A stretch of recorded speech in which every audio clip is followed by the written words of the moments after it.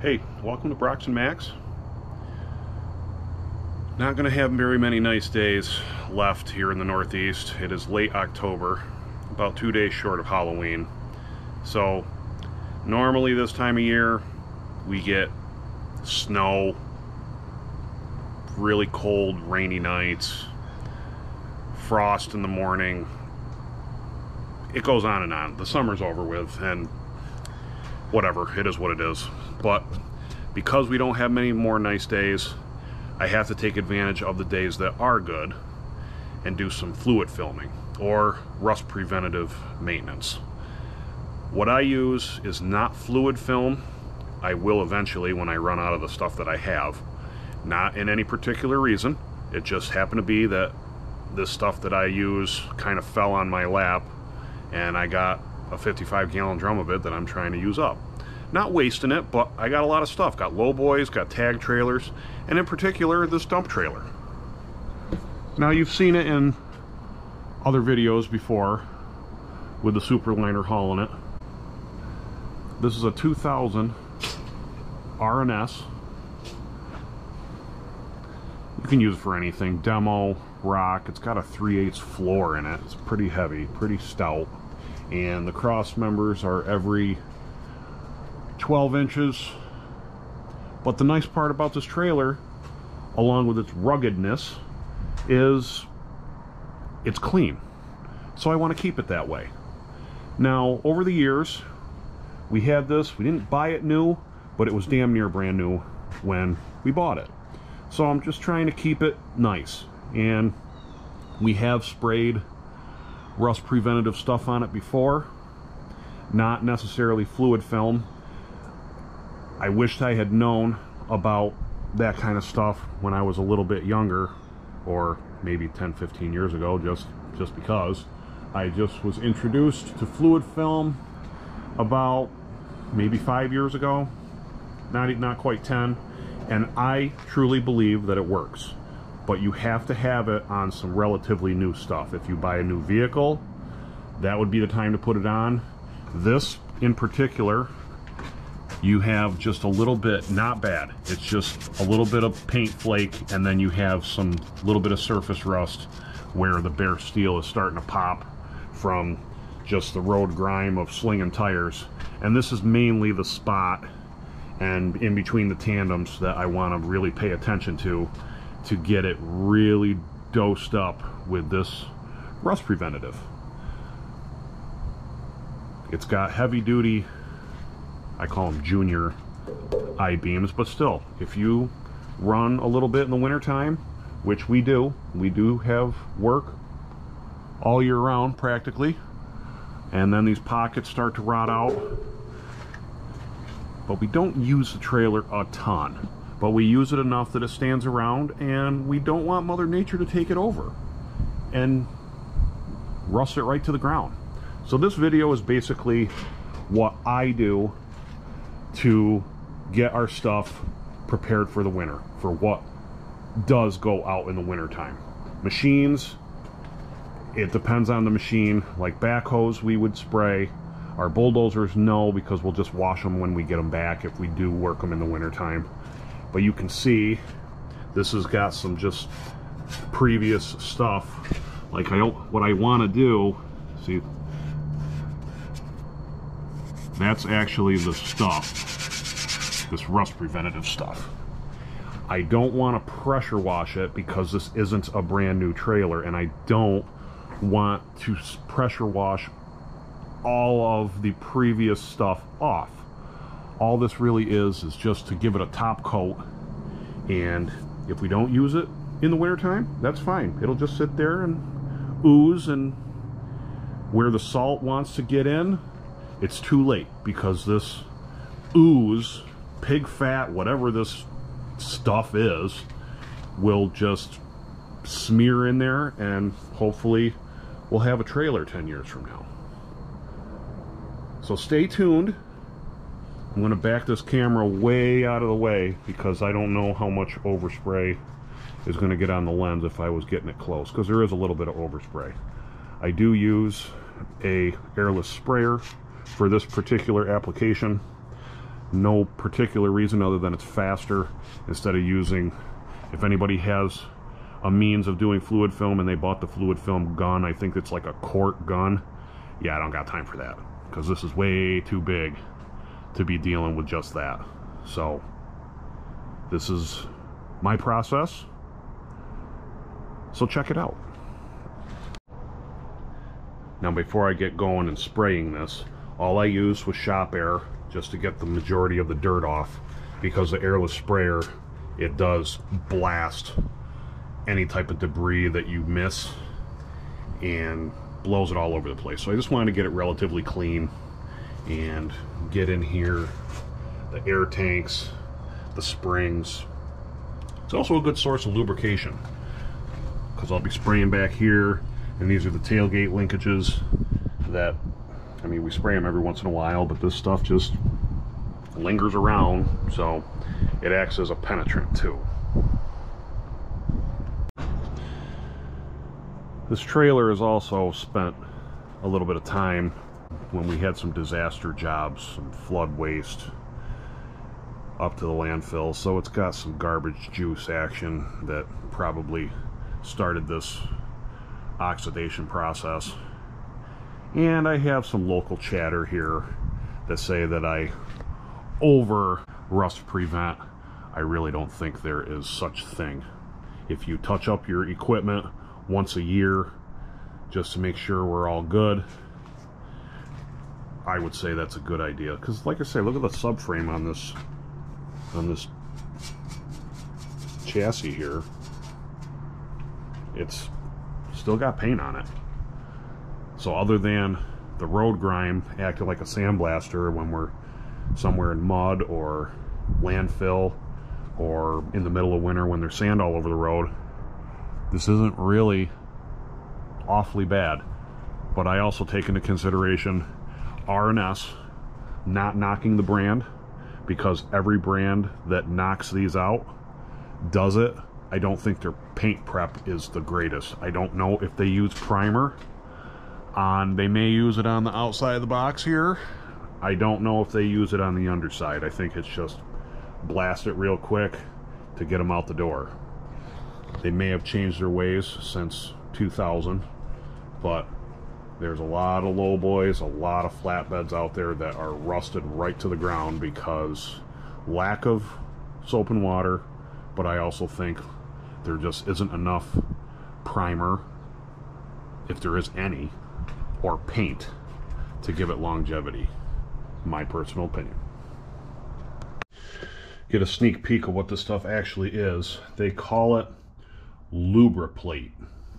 Prevents wear and corrosion. Super lubrication. So it is actually like a white lithium, but it's got this weird pig fat looking stuff like fluid film. So obviously I used half of it. I don't think it was quite to the top when I got my hands on it. I actually bought it because it had its own little air-powered stirring trolling motor in it, and I needed that to mix up my waste oil in the garage. So I was like, what am I supposed to do with this stuff? And then reading further into it, there's different applications for it, for gearboxes that you can't drain, or gearboxes that might be moisture trapped. This is a source of just mixing everything together, but it's also a fluid film like product. So I'm going to use it all, and then probably, I don't even know if this company's in business anymore, honestly. It says it expires in 2009. Well, for this liquid form for rust preventative, I don't think I'm hurting anything. And we did our pickup trucks last year, we did a few trailers, and it still works. So when I run out of it, maybe I'll see if the company still exists, but I'll probably get another 55-gallon drum of fluid film, because apparently we use a bunch of it. And for what it costs, the drum is probably $2,000, give or take. But think about how much it costs to get something sandblasted and painted if you don't take care of it. So it's definitely something to use if you plan on keeping stuff for a long period of time. Got the paint stirrer, got to stir it up a little bit.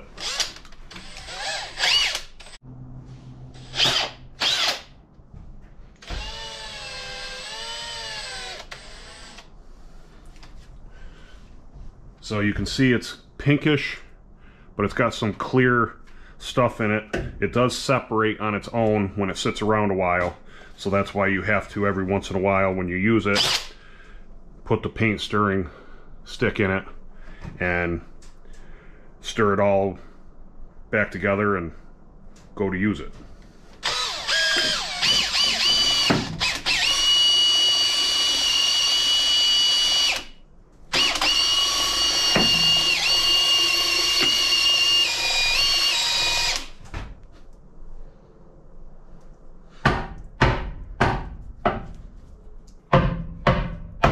Apparently that was my other stirring stick back in the day.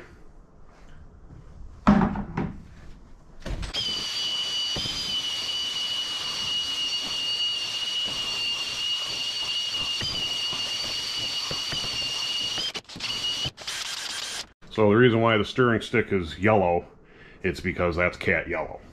So anyway, I'm going to fill up a 5-gallon bucket of this stuff. It's a little bit dense and thick, kind of like paint, but it doesn't dry. It always stays, I don't know what the term would be. It never dries, and it just creeps all over the place. I believe in it, and I will continue to use it.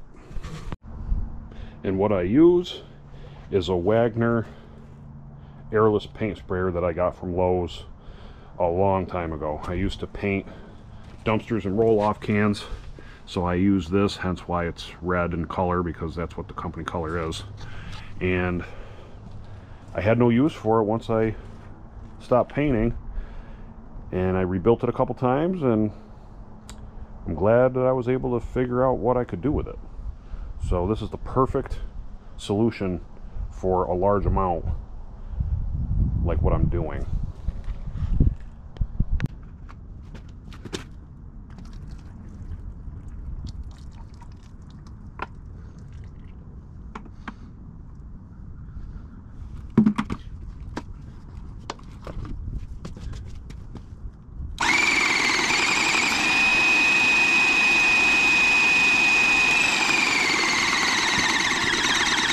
Now I must warn you viewers, if you like black or red, this product does not apply on like a clear or black or red.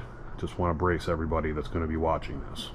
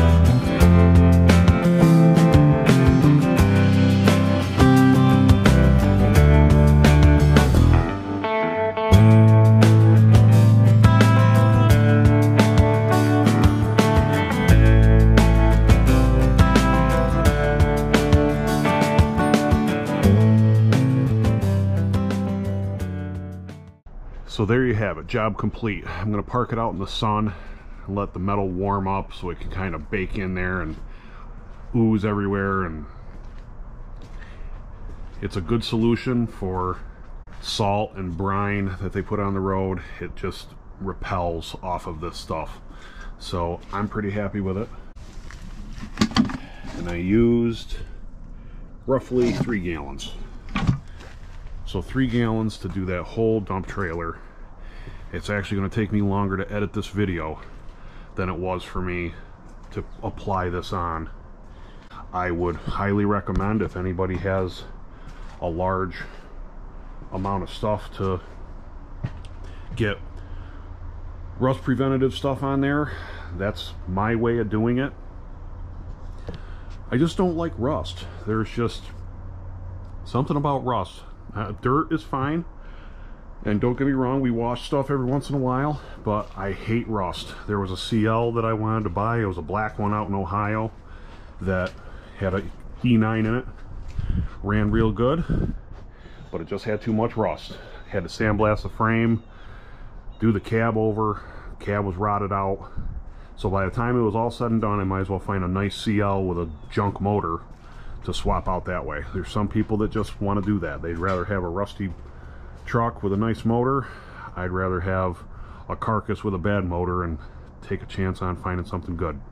But anyway, enough of me rambling. Here's the end product. Thanks for watching, and I'll see you at the next one.